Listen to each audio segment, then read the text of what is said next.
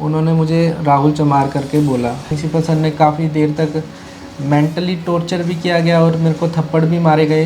एक तो झूठ मत बोलना, मैं नहीं चाहता कि हमारी कोई वीडियो ऐसी बने जो कि बाद में झूठी सिद्ध हो। ऐसा अलग तरीके से कि मैं तेरी देह ही तोड़ दूंगा, मैं तुझे बाहर अलग से देखूंगा अगर तूने अपोलॉजी नहीं लिखा। मैंने कुछ नहीं बोला। उस वक्त मैं बहुत डर गया था क्योंकि उस वक्त मुझे बहुत काफ़ी ज़्यादा इन्होंने प्रताड़ित भी किया। वो लड़की को कहीं भी खड़ा कर दूंगा, वो कुछ भी बोल देगी, तू क्या कर लेगा। हमारे जो साहब प्रिंसिपल साहब है वो बड़े अफसर हैं।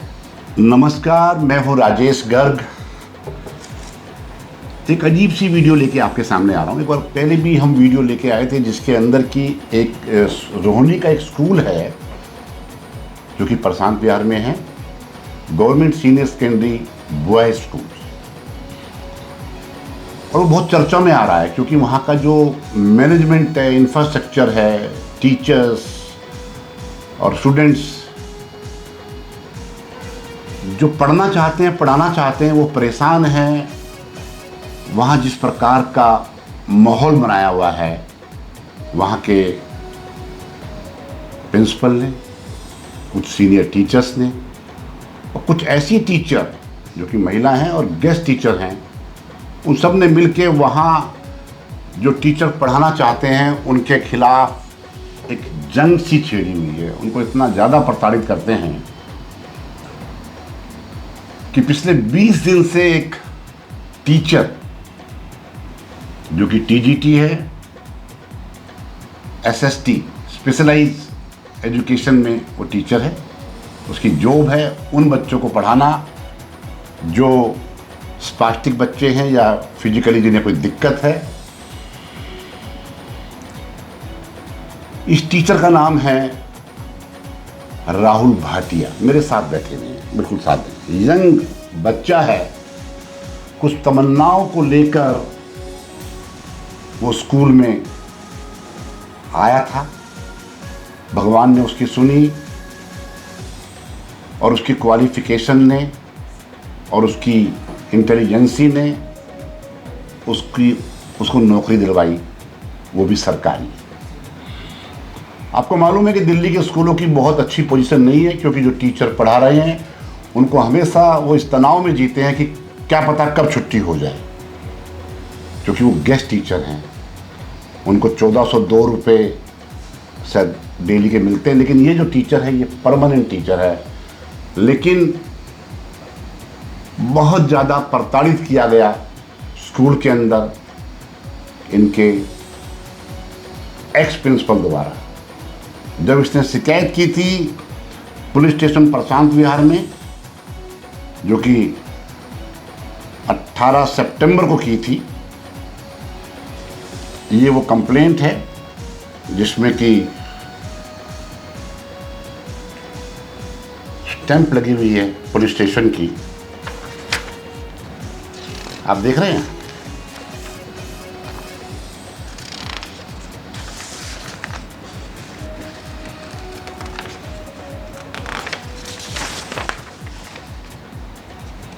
टाइम पर आना, टाइम पर जाना,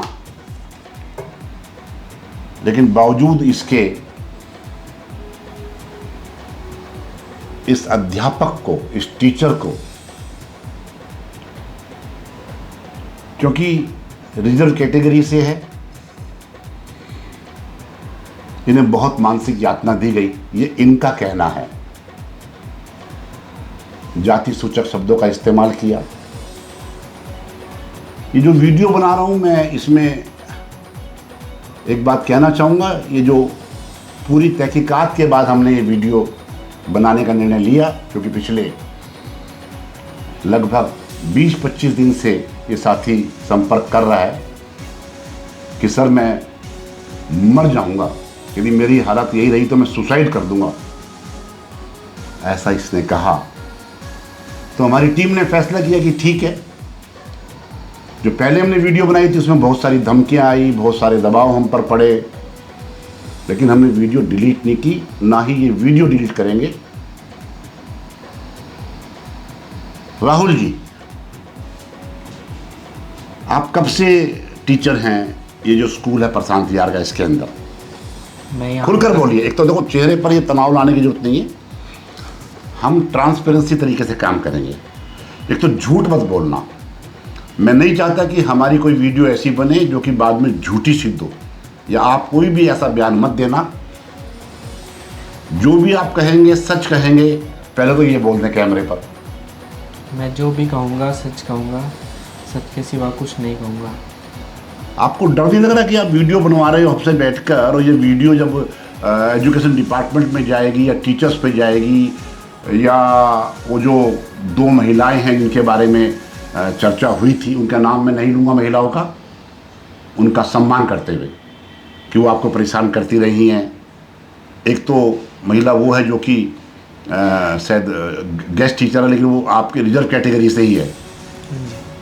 ज़रा खुल के बताइए कि मामला क्या है आपका। ये मामला मेरा ये है कि जब मैं यहाँ पर नॉर्मली मैं काम कर रहा था, रोज़ाना स्कूल आ रहा था, डेली अपना टाइम से आ रहा था, टाइम से जा रहा था। तो एक दिन अचानक से छुट्टियों का दिन था, तो सर ने मुझे स्कूल में बुला लिया। छुट्टियाँ थी, इलेक्शन का टाइम था। उसके बाद एक दिन आगे दिन संडे था, और उससे अगले दिन सर कौन? प्रिंसिपल ने? Principal sir. मैं नहीं चाहूँगा नाम लेना, नाम मत लेना, क्योंकि कार्रवाई होगी तो सबके सामने फैक्ट्स आ जाएंगे। बताइए। हाँ, तो प्रिंसिपल सर ने मुझे स्कूल में बुलाया, और काफ़ी देर तक मैं पहले तो वेटिंग एरिया में सर ने बोला कि बैठे रहो रिसेप्शन पर। फिर उसके बाद सर ने मुझे स्कूल के एमपी हॉल में बुला लिया। एमपी हॉल का क्या मतलब हुआ? मल्टीटास्किंग हॉल होता है जिसमें सारी कल्चरल एक्टिविटीज़ होती हैं। एमटी हॉल, मल्टीटास्किंग हॉल, हाँ जी, मतलब इसमें बहुत सारी एक्टिविटी होती है, और ऑडिटोरियम में बुला लिया। हाँ जी। जी। तो उसके बाद वहाँ पर एक मैम बैठी हुई थी, गेस्ट टीचर हैं जो। नाम मैं नहीं चाह रहा कि आप नाम लें, लेकिन हम नाम के पर बीप लगा देंगे। हाँ, बताइए। तो वहाँ पर आप बोलिए, खुल के बोलिए, हम नाम को देख लेंगे। वहाँ प्रिंसिपल सर भी बैठे हुए थे। तो वहाँ पर आते ही जब मैं वहाँ पर आया और मेरे को मैं बैठा, तो मैंने सर ने मुझे बोला, बताओ बेटा होली, बेटा नहीं, जैसे होली वाले दिन क्या हुआ। तो मैंने बताया सर कुछ भी नहीं हुआ होली वाले दिन। तो मुझे बोलने लगे कि बताओ फिर भी याद करो कुछ अगर है। तो मैंने कहा नहीं कुछ भी नहीं हुआ। तो उसके बाद जो मैम है वो बोलने लगी कि ऐसा ऐसा हुआ होली वाले दिन। तो उनकी बात सुनकर सर ने मुझे चाटे मार दिए। नहीं, ये चाटे मार दिए। वो मैम थी, प्रिंसिपल साहब थे। प्रिंसिपल ने आपको बुलाया, कहा कि आपकी हिम्मत कैसे हुई इसको भी बोलने की, और आपको थप्पड़ मार दिए। हाँ जी। आपने क्या किया? मैंने कुछ नहीं बोला। उस वक्त मैं बहुत डर गया था, क्योंकि उस वक्त मुझे काफ़ी ज़्यादा इन्होंने प्रताड़ित भी किया, ऐसा अलग तरीके से कि मैं तेरी देह ही तोड़ दूँगा, मैं तुझे बाहर अलग से देखूँगा अगर तूने अपॉलजी नहीं लिखा। तो काफ़ी सारी ऐसी बातें मुझे बोली गई, और मैं वहाँ पर मजबूर हो गया किसी भी तरह से कुछ मैं बोल रहा था, लेकिन मेरी बातें वहाँ सुनी नहीं जा रही थी। सिर्फ नहीं, वहाँ कौन कौन लोग थे? और प्रिंसिपल सर थे और मैं था। 3 लोग थे आप? हाँ जी। ठीक है, फिर क्या हुआ? फिर वहाँ पर मुझे प्रिंसिपल सर ने काफ़ी देर तक मेंटली टॉर्चर भी किया गया, और मेरे को थप्पड़ भी मारे गए। और उसके बाद फिर मुझे कहा गया कि अब फुट ले तू यहाँ से, अब तू जा यहाँ से, ऐसे बोला गया मुझे। चलो, ये घटना हो गई। उसके बाद जब मैं ऑफिस का ही कोई काम कर रहा था, मैं स्टाफ रूम में बैठा था, तो मुझे बोल करके गए कि तू एक बारी नीचे आकर के मुझसे मिल। तो वहाँ पर जब मैं बाहर ग्राउंड में मिला, तो उन्होंने मुझे बोला कि तुझे पता है ना तेरे लिखवाई हुई चिट्ठी हमारे पास है। अच्छा, चिट्ठी आपने लिख दी थी? प्रिंसिपल के कहने पर चिट्ठी लिख दी थी? चिट्ठी में क्या लिखा था आपने? चिट्ठी में उन्होंने मेरे से लिखवाया कि मैंने तुम्हें डरा दिया। अच्छा। हाँ, और डरा दिया, और मैं इसको अपनी गलती मानता हूँ, जबकि हमारा एक अच्छा एज अ कलीग। चलो, ये लिखा था, साइन कर दिया आप, चिट्ठी आपने प्रिंसिपल को दे दी? मैंने साइन नहीं किए थे उस चिट्ठी पर। हाँ, लेकिन आपने अपने हाथ से चिट्ठी लिखी थी। हाँ जी। और प्रिंसिपल ने ले ली। हाँ जी। तो ये जो दूसरे टीचर है वो आपको उस चिट्ठी के बारे में क्या कह रहे थे? जो ये TGT SST हैं? वो मुझे बोल रहे थे कि अभी भी तेरी लिखी हुई चिट्ठी मेरे पास ही है, और वो लड़की को कहीं भी खड़ा कर दूंगा, वो कुछ भी बोल देगी, तू क्या कर लेगा। हमारे जो साहब प्रिंसिपल साहब है वो बड़े अफसर हैं, तो तू कुछ भी नहीं कर पाएगा। ये उन्होंने मुझे, ये बात हुई, उसके अलावा तो कोई बात नहीं हुई? उसके बाद तो कुछ नहीं हुआ? ये मामला था। हाँ जी। तो इसी बात की चर्चा आप हमसे करना चाह रहे थे। हाँ जी। तो लेकिन जो इसमें लिखा है आपकी कंप्लेंट में कि प्रिंसिपल ने और एक टीचर TGT SST ने मारपीट करी, मानसिक यातना दी और जाति सूचक शब्दों का प्रयोग किया आपके हाँ साथ, जी। तो ऐसा तो कुछ हुआ नहीं आपके साथ में? ये हुआ है, ये छुट्टियों से पहले की बात है। हाँ। हम लोग 3 जने हम लोग ग्रुप में खड़े थे, तो सर निकले वहाँ से और मुझे, सर कौन से? प्रिंसिपल सर वहाँ से गुजरे और उन्होंने इन शब्दों का मेरे लिए क्या बताना पड़ेगा आपको, क्या क्या शब्दों का इस्तेमाल किया उन्होंने? मुझे राहुल चमार करके बोला। हाँ, नहीं कोई सबूत है आपके पास? इस चीज़ का मेरे पास कोई सबूत नहीं, क्योंकि उस वक्त तो मैं, नहीं, आप कह रहे हैं 3 टीचर खड़े थे? हाँ, मेरे साथ 3 टीचर थे। तो वो 3 टीचर को नहीं सुना? हम लोग 3 खड़े थे, 2 उसमें से और टीचर्स थे। हाँ, नहीं, जो और टीचर थे उन्होंने भी सुना होगा ना कि आपको हाँ ये कहा? उन्होंने सुना। उन्होंने कहा? हाँ जी। तो वो कह सकते हैं यहाँ प्रिंसिपल ने ऐसा कहा? हाँ जी सर, बिल्कुल कह सकते। क्या नाम था उन टीचर्स का, दोनों का? उनका नाम तो देवेंद्र शर्मा था और एक सुभाष राजपूत सर थे। ऐसे। अच्छा, नहीं, जो आपने कंप्लेंट थाने में की, क्या उन्होंने उसमें गवाही दी आपके फेवर में, या आपने उनका नाम लिखा उसके अंदर कि 2 टीचर मेरे साथ खड़े थे? अभी तो सर कंप्लेंट थाने वाले ले ही नहीं रहे हैं। अच्छा, नहीं, आपने कंप्लेंट दी है, स्टैंप लगी है थाने की? DSP ऑफिस हम लोग गए थे। हाँ। क्योंकि SHO हो गए और स्कूल में SHO हो गए, वो कंप्लेन नहीं ले रहे। वहाँ पर हम लोग रीडर के पास गए, उन्होंने बोला कि हम तुम्हारी कंप्लेन नहीं लिखने के लिए बैठे हैं, हम डायरी करने के लिए बैठे हैं, और मेरी कंप्लेन को उन्होंने फेंक दिया और मुझे वहाँ से जाना पड़ा वहाँ से। अच्छा, मतलब ये जो कंप्लेंट आपने की है, ये जो है DCP ऑफिस में की है, थाने वालों ने आपकी कंप्लेंट को लेने से मना कर दिया। क्या कहते हो मना कर दिया? कह रहे कि हाँ, हमारे पास यही काम रहेगा कि तुम्हारी कंप्लेन ही लेती रहे। ये बात किसने कही? ये हमारे जो पुलिस वहाँ पर SHO वहाँ पर एक रीडर बैठे होते हैं। हाँ, उन्होंने बोलिया, उनका नाम। थाना कौन सा है? थाना प्रशांत विहार। थाना प्रशांत विहार में ये गए, राहुल भाटिया जी अपने मन की व्यथा उन्हें बताई, और ये लिखा भी है उसमें, HO लिखा है, और बाद में काट के DCP ऑफिस में क्योंकि देके आए हैं और ये वहीं की स्टैंप लगी हुई है, इनकी कंप्लेंट नहीं ली गई। और DCP ऑफिस कंप्लेंट गए हो गए हैं लगभग सितंबर में दी आपने कंप्लेंट ना? हाँ जी। तो अब तो अक्टूबर चल रहा है। सितंबर में मैंने, अब अक्टूबर हो गया, अब 4 अक्टूबर हो गई आज, लेकिन अभी तक कोई रिपोर्ट नहीं आई है उसकी। कोई उसके लिए। अब आपको क्या दिक्कत है? मैं एक बात बता दूं आपको राहुल भाटिया जी, पता नहीं आपको मालूम है या नहीं, मैं बता देता हूं कि कभी किसी के खिलाफ यदि झूठी कंप्लेंट आप करते हैं किसी भी मैटर को लेके, वो कंप्लेंट झूठी पाई जाए या केस झूठा पाया जाए, गवाही झूठी पाई जाए, तो आपके खिलाफ भी कार्रवाई हो सकती है। ये आपको मालूम है? जी हाँ। पहले IPC में भी था, और अब जो नया BNS है उसके अंदर भी है। पहले सजा 2 साल की थी, 5 साल की कर दी है। हाँ जी। तो मतलब आपको इस बात का भय नहीं है कि आपके खिलाफ कार्रवाई हो सकती है? जो भी सबूत वगैरह मेरे पास हैं वो मैं अपने प्रेजेंट करूँगा, और जबकि मेरे साथ जो हुआ है वो तो सच ही है। सच है? हाँ जी। आपके परिवार में कौन कौन है? मेरे साथ मेरी वाइफ है, मेरे मम्मी पापा हैं, वो मेरे साथ रहते हैं। बच्चे भी होंगे को? नहीं, अभी मेरा कोई। अच्छा, अभी कोई इशू नहीं है। रहते कहाँ हैं आप? रहते मैं सेक्टर 11 में रहता हूँ अभी तो रेंट पर रह रहा हूँ मैं यहाँ पर। अच्छा, हाँ जी। चलो, सुना आपने बात बहुत लंबी हो जाएगी क्योंकि बाकी लोगों से भी हम बात करेंगे, और हमने जिस टीचर का ये नाम ले रहे थे इसके अंदर उनसे बात करने की कोशिश की, तो टेलीफोन किसी व्यक्ति ने उठाया जिन्होंने मुझसे पूछा कि who are you to ask. मैंने अपना परिचय दिया, बताया कि ऐसे ऐसे एक शिकायत है और हमारा एक चैनल है, तो मैं चाहता हूं कि चैनल पर वीडियो डले उससे पहले आप लोगों से बात हो जाए। तो उसने मुझसे मिसबिहेव किया, तो मैंने कहा उस बच्चे से बात करवा दो जो टीचर थी। मैंने उनको फ़ोन किया तो बोला नहीं, वो बात नहीं करेगी आपसे। और जब मैंने उनसे पूछा कि आप कौन बोल रहे हैं, तो बोले मैं उनका पिता बोल रहा हूँ।